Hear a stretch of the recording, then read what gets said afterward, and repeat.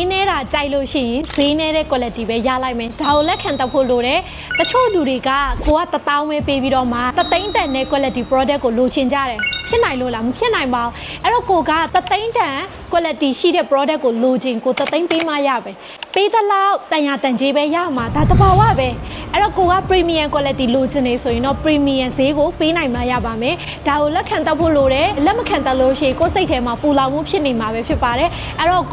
ကိုရောင်းတဲ့ပစ္စည်းကဈေးကြီးလို့လေဈေးကြီးတာနဲ့ထိုက်တန်တဲ့လောက်ကိုရောင်းနိုင်ရမယ်အဲ့လိုမျိုးပဲကိုပစ္စည်းကဈေးနဲ့လို့လေဝယ်နေစရာမလိုဒီ quality နဲ့ဒီတန်မိုးဆိုတာကိုက်ညီမှုရှိတယ်ဆိုရင်အရာအလုံးကရောင်းလို့ရတယ်လို့ဝယ်တဲ့ဒူဘက်ကလည်းဒါကိုနားလိုက်ထားဖို့လိုပါတယ်ဥမာကိုကအင်ကြီးအကောင်းစားရချင်တယ်ဒါပေမဲ့ကိုက1000လောက်ပဲသုံးချင်နေဆိုရင်တော့အဆင်မပြေနိုင်ပါဘူးအဲ့တော့ဒီသဘောတရားလေးနားလည်လို့ရှိရင်ကိုယ့်ရဲ့ဘဝမှာ